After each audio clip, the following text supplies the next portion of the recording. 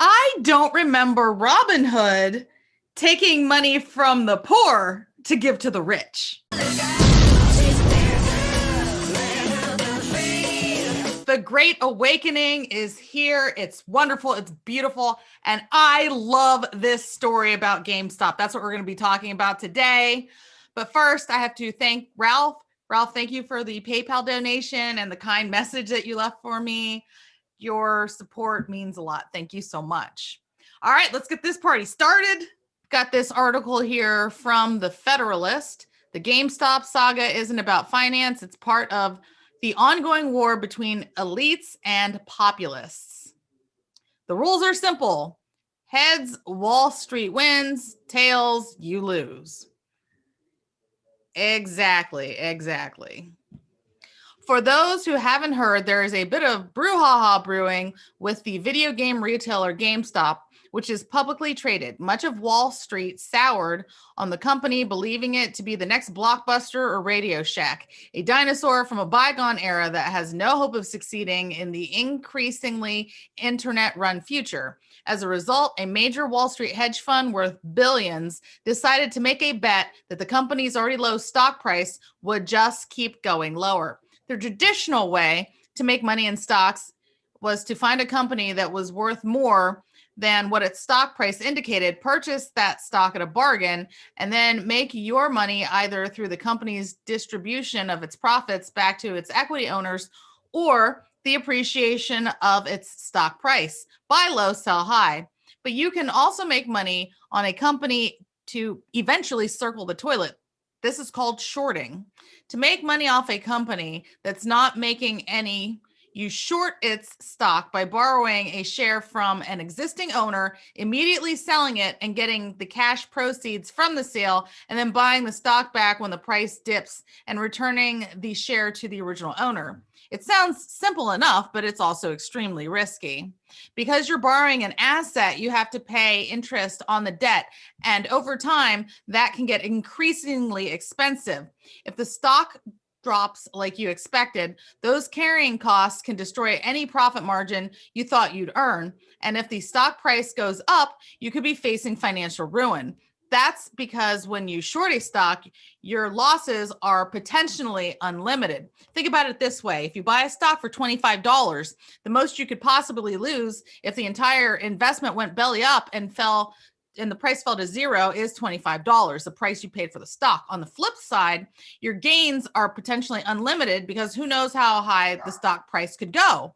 Shorted stocks are the exact opposite. If you short a stock at $50, you borrow the stock and then immediately sell it at the current price of $50, the most you'll earn is $50. When the stock approaches zero, you'll buy it for pennies and return the share back to the investor you borrowed it from, and the difference is your profit. However, if the stock price goes up, so do your losses. If it goes up to $100, then you have to buy it at $100 to return it to its rightful owner. But what happens if it goes to $1,000 or $10,000? Your losses could be infinite. The same goes for the various baskets of options and stock derivatives that can be used to mimic the payouts of short stocks. This brings us back to GameStop. A major hedge fund had a massive and very public short position on GameStop and a Reddit. A bunch of Redditors who followed the stock market realized that this billion-dollar hedge fund had a problem on its hand. Due to a combination of factors, GameStop somehow ended up with more short positions than outstanding shares. The Redditors realized that they could pull off what's known as a short squeeze. If they started buying up GameStop and refusing to sell it, they could crush the hedge funds as its short positions came due, potentially driving it into bankruptcy, all the while profiting in the market by purchasing a stock that was once in single digits and watching it approach 50 and then 100 and then 200 and even 300. And I believe it went up to close to $500. At one point, it was estimated that the losses accumulated by GameStop short sellers approached $5 billion.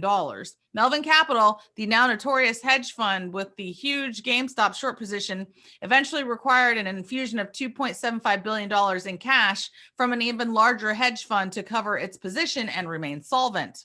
Okay, I'm jumping over here to CBS real quick because this Reddit plan was going beautifully. There was a wonderful wealth transfer from the billionaire class to the regular working guy. It was fantastic. It says, adding to the interest, fantastic claims of overnight riches. One prominent Wall Street Bets member said he turned a $50,000 investment in GameStop into $22 million, mostly in the past few weeks, and that his GameStop fortune had soared to a mind-boggling $48 million as of Wednesday night. Kevin Roos, a New York Times reporter, tweeted on Monday about a chat on Wall Street Bets that included a prepubescent kid saying he'd made $15,000 on GameStop that day by trading on his brother's investment app. And you know, President Trump has talked about how they rigged the system, and the system is rigged. And you know, they wouldn't stand for this. These billionaire folks, they weren't going to stand for regular, everyday people making money. No, see, the stock market, that's only for them to make money off of, not for you, not for me. They're the ones who are able to do manipulations and things like that. Because first of all, they own the media. So they do stuff like this all the time. They'll go up and say, oh, well, we think that GameStop is going down. Oh, GameStop. Yeah, it's be scared. And they'll short it. It doesn't necessarily have to be GameStop. I'm just using this as an example, but they'll short something and then they'll use the media and then they'll go out and they'll make all these doomsday predictions so that the stock drops, so that then they make money. They come and they scoop up all the money, and this is fine. Okay, this is totally fine. They think that this is fair and it's just and it's right, and they don't care about destroying smaller businesses because they're making money and they like to be the ones who are in control. This, what the people on Reddit did, this poses an existential threat to their system because they just realized that we can control the game. Because this Reddit Wall Street Bets group, a couple million regular everyday people, let's say you put $300 in there. When we act collectively, we have massive power. We can control the markets. And they just figured this out, and they are freaking out. They're screaming, oh, this has to be illegal. You can't do this. Only we can do this, not you. The reason the market is doing what it's doing is people are sitting at home, getting the checks from the government, okay? And this fair share is a concept. It's just a way of attacking wealthy people. And, you know, I think it's inappropriate. We all got to work together and pull together. Folks, we have billionaires like Leon Cooperman in the ears of our politicians right now, and they are blaming the little bit of stimulus relief that we got, those little $600 checks. See, that's the problem. So I wouldn't hold your breath on getting any more money because they're telling them, no, if you give them money, they're going to take away our money. We can impeach the president in 2 days, but more money for you guys, that'll take a while. Priorities and such. Oh, and Leon Cooperman, he had to settle for $4.95 million for insider trading. So remember, it's okay when he does it. And what these guys are doing on Reddit, that's not even illegal. Leon Cooperman is allowed to, in his mind, do whatever he wants. And if you try to play within the rules, he's not even in the rules. He's outside of the rules. But if you operate inside of the rules, oh no, that's a problem. The behavior of the mob in many ways reminds me of what we saw 2 weeks ago at the Capitol. Pure hysteria. People getting together on Reddit and saying, I think I'd like to invest in this stock. That's on par with what happened at the Capitol. Okay. Let me get back to this article here. And that's when the Wall Street empire struck back. Suddenly, the Federal Securities and Exchanges Committee, or SEC, which purports to be a Wall Street regulator, but instead operates as little more than a wall and broad soothsayer to a public skeptical of Wall Street's power, weighed in and intimated that it might investigate or even shut down the trading of GameStop to prevent the price from getting even higher. Then the Wall Street-backed trading apps and the Wall Street brokerages joined in, announcing that they would no longer allow their users and retail investors to buy GameStop stock. The result? When you can no longer buy a stock, its price can only go in one direction, down. So these people jumped in here to save their billionaire buddies. Robinhood wasn't the only company that blocked people from being able to purchase GameStop and other stocks. TD Ameritrade, Schwab, and a couple of other ones also jumped in on this action. If Robinhood and friends really had serious questions or concerns about what was happening or what was going on, they have legitimate actions that they can take. They can ask people to increase their margins, and they can also appeal directly to the chairman of the New York Stock Exchange if they feel like there's actual insider trading or fraud going on. They didn't do any of those steps.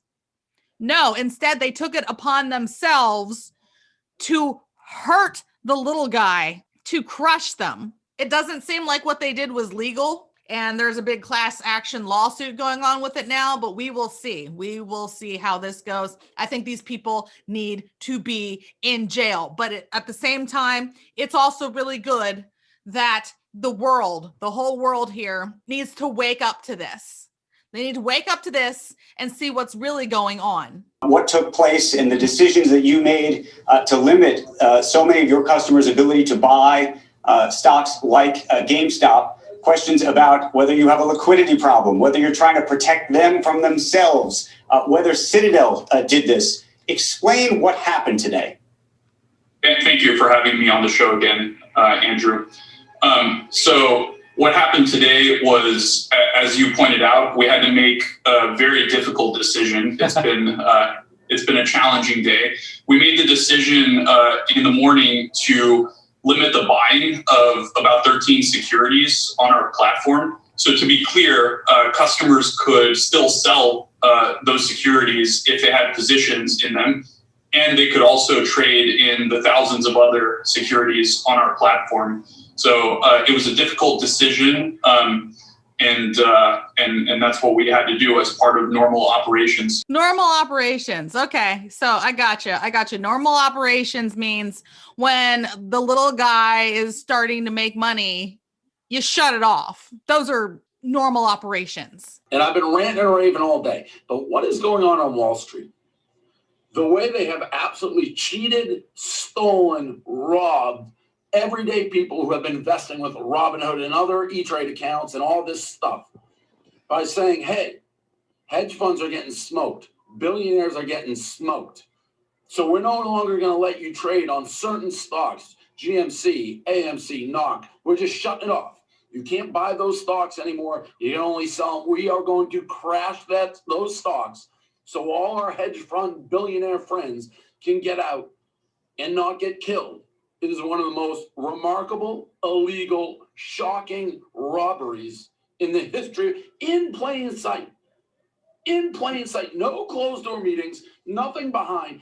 Just right in your face, putting a gun in your mouth and saying, give us all your money. That is what Robinhood, crooks, jail, the Citadel, Ken Griffin, jail, Steve Cohen, the Mets owner, jail, are doing. The whole saga spawned a mini industry of commentary on trading markets, Wall Street hedge funds, regulation, efficient markets theory, and who knows what else. Hedge funds are bad. No, hedge funds are good. Markets are efficient vehicles for asset price discovery. No, we need strict regulation to prevent mob incited runs on banks.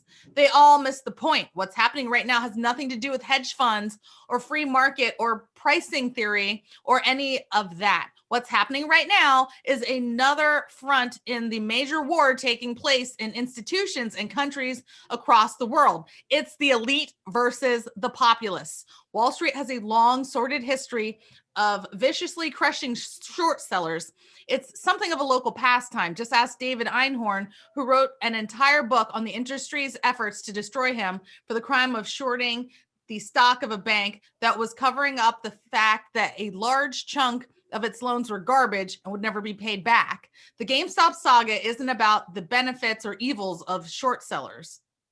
The real story is how retail investors, the industry term for regular people who day trade now and then, or have a small brokerage account for retirement, or buy stocks every now and again for fun, figured out how to take down a financial leviathan. It's not that Wall Street dislikes retail investors. It's that Wall Street views them as little more than commission factories for the big brokerage houses. Those rubes don't know anything. They're not sophisticated. They don't have the credentials or the pedigrees or the geniuses who simultaneously destroyed the housing market and economy in 2008. And they certainly don't have the power to move markets. It's Wall Street's job to move markets. It's Wall Street's job to tell people which stocks and bonds to buy, which conveniently just happen to be the same assets that mega banks are desperate to get off of their balance sheets. A bunch of trash mortgage-backed securities based on mortgages that will clearly never get paid back. Just put them all in the same garbage can, claim they couldn't all possibly start to rot at once, and then demand that the ratings agencies whose salaries you pay stamp them not as trash, but as pure gold. Then, when magically all those bags of garbage start to stink to high heaven, why, it's time to demand that the federal government, funded by those retail investor rubes who will probably lose their jobs and homes and savings because of those bags of Wall Street garbage, bail out every last one of them. Man, and I am still mad about those banker bailouts. I still get upset just thinking about that mess. See, retail investors don't move markets until they do, which in the case of Redditors bidding up GameStop stock, they did, and it cannot be tolerated. The whole GameStop saga isn't about finance or politics. It's David versus Goliath. It's the have-nots versus the haves. It's the underdogs versus the heavy favorite with the best talent and training and equipment money can buy. It's the perfect microcosm of the war between the populists and the elites, the individuals versus the institutions, the people versus the powerful. A bunch of internet randos found a way to take financial advantage of a company that had backed itself into a corner. They banded together, executed the strategy, and made bank. They used the same rules and systems that Wall Street has used for decades to screw individual investors out of their money. That was the Redditors' real crime, because that's not allowed. You're not allowed to use the same set of rules for your own advantage. The rules are simple. Heads, Wall Street wins. Tails, you lose. The institutions set the rules, not you. The elite, not the populace, will determine what is allowed and what isn't, which is why this isn't going to stop with GameStop. It's going to replicate itself within and towards every major institution of America and global life from here on out. Whether it manifests in protests or riots or crazy elections or entire nation states removing themselves from the global super governments. Once the animals figure out that the pigs in charge don't really think that all mammals are equal, because some animals are obviously more equal than others, they tend to get restless. And that was a little nod there to Animal Farm. I haven't read that in a while. All right, I'm jumping over to the federalistpapers.org. This is nice. Google hits the censor button and deletes 100,000 negative reviews of the Robinhood app in the wake of the GameStop scandal, because of course they did. Over here at the Federalist Papers, Melvin Capital was hit hard by the short squeeze, and they were essentially bankrupted, but they got bailed out by Robinhood's biggest customer, which is Citadel, save themselves at the cost of the average Joe. And yes, we have a whistleblower that came forward, or somebody who is purporting to be a whistleblower that came forward, put this post out here on Reddit. I work for Robinhood, don't kill me. Low-level technical stuff, computer science major, not financial side. Guess what we overheard today? Vladimir, yes, founder Vladimir, and the C-suite received calls from Sequoia Capital and the White House that pressured into closing trading on GME, etc. I guarantee you the same took place at E-Trade and others who closed trading. File reports on the SEC page. If I wasn't scared to be out of work in a pandemic, I'd quit. I'm disgusted. We all need to rise up. This is as bad as it gets. When we talk about how the rich get one set of rules and the rest of us get screwed over and over and over again, left to bail them out and to pick up the tab for their $1 trillion tax breaks. We need to pile pressure on the government and financial institution involved in this travesty of justice.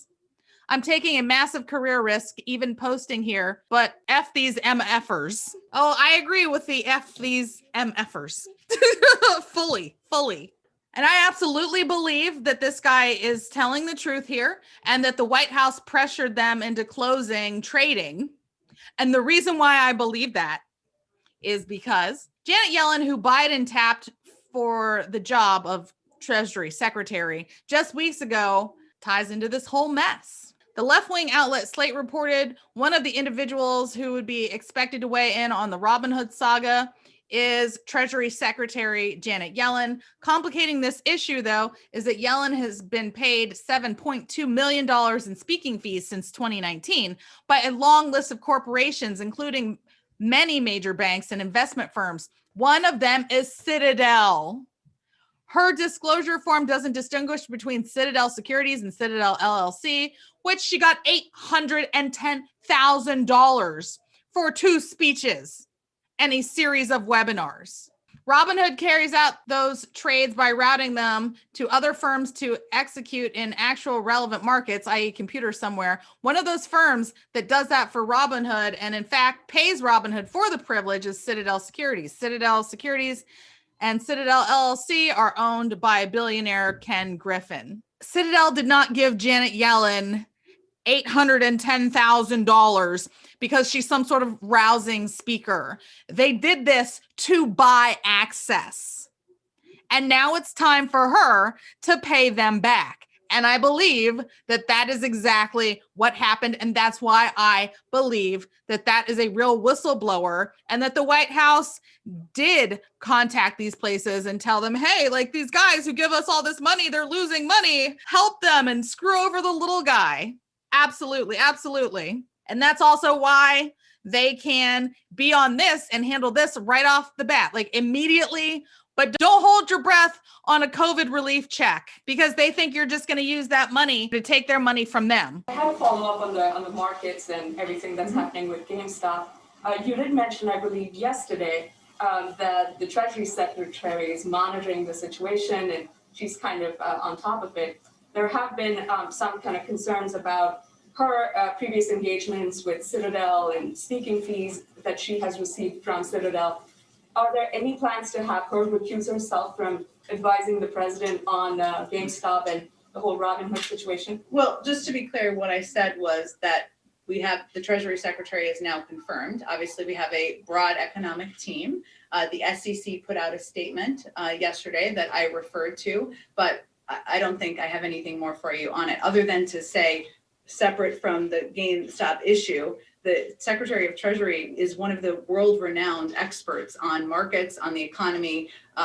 Which shouldn't be a surprise to anyone. She was paid to give her perspective and advice before she came into office. This video went pretty much like what this tweet here said. Are there any plans for Janet Yellen to recuse herself from advising Biden on the GameStop and Robinhood situation? And the answer is no. $810,000 has never swayed anybody's mind ever. Silver could be the new GameStop. There are way more paper contracts for silver than actual physical silver that is in existence. And these billionaires have been suppressing the price of silver for years and years and years, keeping it artificially low. And while taking physical possession of silver would help drive the price up, the biggest hurdle with messing around in the futures market is that each one of those contracts requires you to buy 1,000 ounces of silver. For silver is around $30 an ounce, so that's about $30,000 per contract. Or maybe if people came up with some sort of way where you could get a whole bunch of people sharing one contract. For example, 30 people putting in $1,000 or 60 people putting in $500 and so on. If you could break it down like that, if there was some sort of way, the little guy could smash the silver market. They could take down JP Morgan, and once JP Morgan went, it would just be one bank after the next after the next. So this was an ugly chapter. This is a disgraceful chapter.